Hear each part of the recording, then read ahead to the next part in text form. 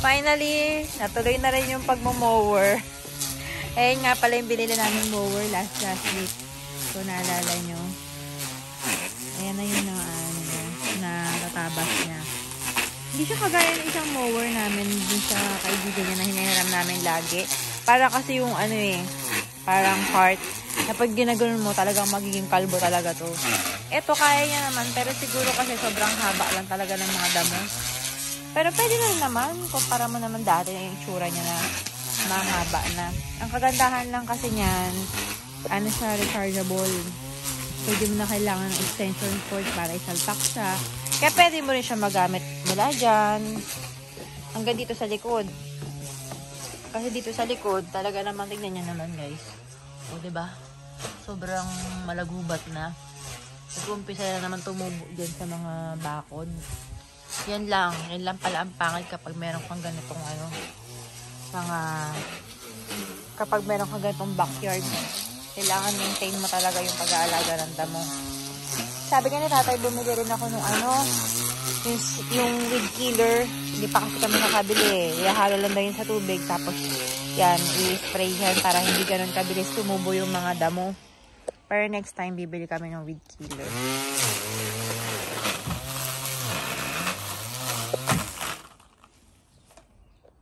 Pagod na. Galing pa kasi siya duty. Tapos yan, inayos yun na nga kasi medyo hapon na, kaya hindi na ganun kainit. Malamig. At ngayon, Di ba malamig? Malamig. Ang gaganda ng pusa, guys. So, tignan nyo. Ano yan? Persian ba yan? Persian cat. Lalaki. Tuwing Sunday ng gabi, nilalabasan namin. Since wala na kaming gala, ngayon pa lang, ilalabasan namin yan dun sa harapan. Ano ba? Nagagawa mo dyan? Yan, ilalabasan namin to sa harapan. Ito, weekly talaga ang tapon nito. Ito, every other 2 weeks. So, ngayon, kasama siya itatapon. Wait lang, excited. Papakita ko pa to eh. Ito yung mga basura talaga na for tapon na arte. Ito yung mga recycling yan, mga bote, can, tsaka carton, plastic yan, dyan siya. So, yan. Sabay namin itatapon ngayon. Alas 4 na ng hapon. Ay, may nagtapon na pala ng basura dun. Pangalawa kami.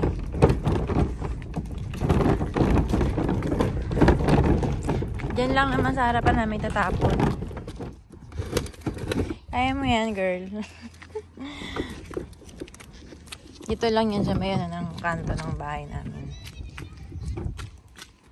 Paharap dito yung para pag kinuha ng truck. Yan, nakaporma na siya. Yan, dito lang siya.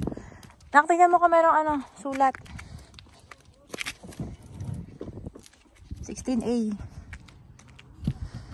Wala, puro Domino's. Puro Domino's.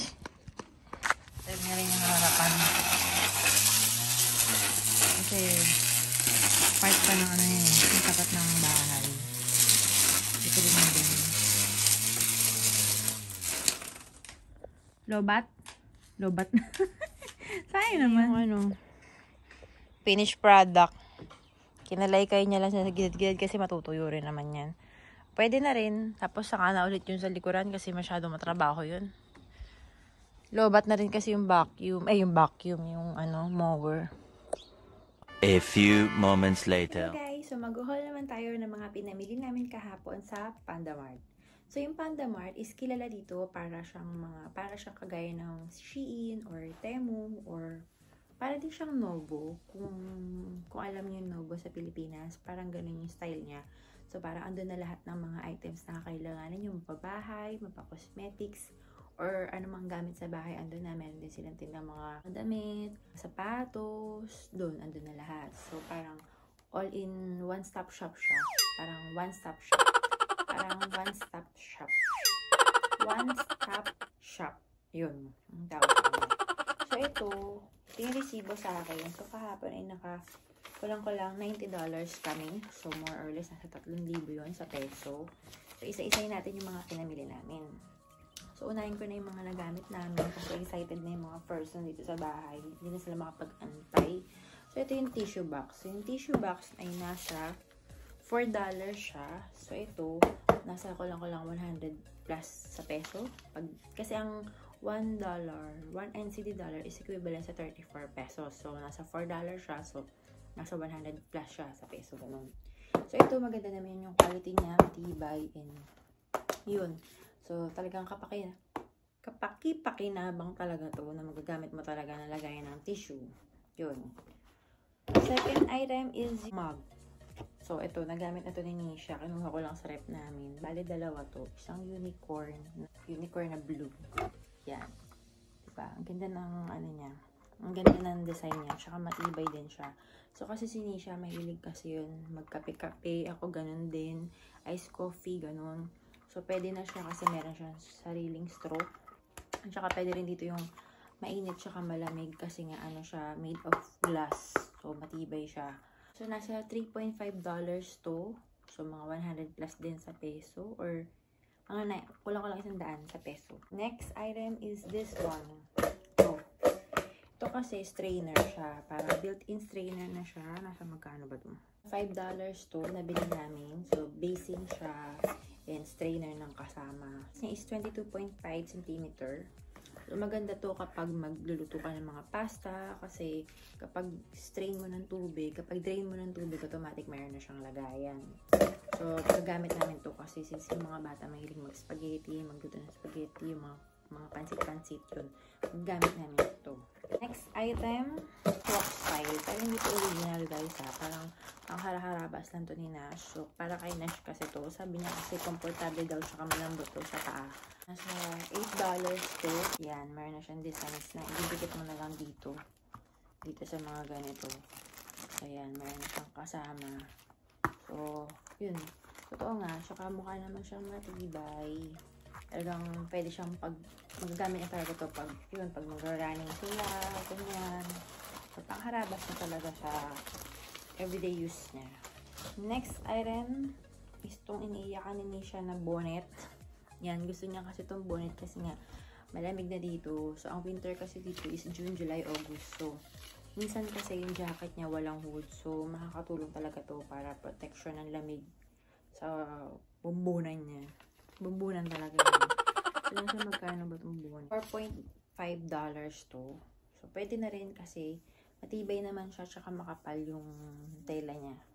Yan. Tapos yung sa loob, ma-fur-fur pa siya. So, talaga nakakatulong din to para mainit pa. Kasi mainit yung mga ganito, diba? So, yun. Maganda siya. Tsaka maganda rin yung design niya tsaka quality niya kasi makapal yung tela. Next is the slipper. So, ito naman ang binili ko para sa akin. Yan. So, maganda to guys kasi nasa magkano ba to? Yan. Nasa $8 tong slippers na to. Yan, may tatakpan na ng Pandomart, $8. Tapos may ginto-ginto. So, nagustuhan ko dito kasi, ano siya, malambot siya sa paa. Ayan. Kapal yung ganito niya. Nakaslide niya dito. Yan, makapal. Pinakagoma niya. Tapos yun nga, ma-fur-fur. Siyempre may gold. Siyempre, gold lover tayo. Kaya, yun. Yun nagpa-attract sa akin. Maganda yung design niya. Maganda yung quality niya. So, pwede na siya sa $8. Okay naman. Kasi minsan lang naman, why not? Next is hot water bag. Ayan ko, bakit dalawa pa yung binili nila. So, yan. Hot water bag to. Nasa $5 pala to, kaloka. Nasa $5 pala ang isa nito. Ang reason ko naman, si Nisha is gagamit niya talaga to. Yan. So, lagayin ito na mainit tubig. Yan. Lalagyan mo lang dito ng hot water. Tapos, kapag may dysmenorrhea siya, kapag sumasakit yung puso niya, pwede niya lang ito ilagay sa puso niya. Ganon. Tapos, si Nash naman, sabi niya sa akin, kaya niya rin gusto nito kasi, lalo pag winter, lalagyan niya rin ng tubig. Tapos, hawakan niya doon na ganon. Yun. Ewan ko sa kanya. Gusto niya. Kaya ano natin kasi minsan lang. Dalawang hot water bag. Naman is itong bags. So, ito mga, kumbaga, plastic labo, gano'n, iba't ibang sizes. So, ginagamit ko siya kapag, sa baonan ng mga bata, kapag minsan gusto nila magbaon ng pagkain, tapos merong yung baonan nila para hindi mag-leak yung sabaw, or may sabaw yung baon nila, yun. Lalagyan ko pa nito para doble seal ba, para hindi mag-leak yung sabaw. O, ulit, nasa $1 lang siya. So, nasa 34 pesos lang siya. Yan, tatlong size na siya. Next naman is to, zipper bag na to para sa akin. Sa $1 lang to, so nasa 34 pesos lang din. So, lagayan ko lang to ng mga ballpen para pag yun, ballpen or mga napkin, yung lalagay ko lang sa bag ko. Para syempre, pag papasok ako, dukot na lang ako ng dukot na sa isang lagayan na siya, diba? Para mas naka-organize. Next naman is itong gloves. So, si Nisha, bumili siya ng gloves para pagpapasok siya sa umaga kasi malamig na dito. So, para daw protection niya syempre sa kamay niya. So, ayan yung glove. Nasa $2 to. So, mga nasa $2.7. So, kulang-kulang mga 90 pesos. Ganun. O, diba? Shala. So, yan. Gusto niya. Kaya yun. Scented oil. Yan. So, lavender at saka lemon. So, ito yung mga air freshener. So, nasa $1 lang to. So, nasa 34 pesos ang isa. Kala ng mga air freshener dito na sa bahay na binili namin. So, yan. Ang klase, yung oil naman. Aromatherapy, lavender din, at saka strawberry. Yung isa, yung bala din to dun sa bago namin binili na sinasalpak lang ng oil. So, ito. Pwede rin siya. So, nasa $1 lang din to. And, tatry lang namin kung okay ba. Next naman is to fake nails. So, $1 lang din to or nasa 34 pesos. So, ayan. So, magaganda yung design niya. Hindi siya kasi mahilig sa mga ganito. So, yan. So, pwede to pang haraharabas niya. Gano'n. Kasi ina-allowed na sila sa school since 18 years old na siya. So, yan. Bumili lang siya since $1 lang naman. So, carry lang. Next is itong 3D eyebrow powder. Nasa $1 lang din to. So, okay lang kasi pang kilay lang naman. Last is itong payong. Bumili na ako ng 2 payong kasi kami ni Nash wala kaming payong. Automatic siya. So, pipindutin mo na lang para mag-glow siya.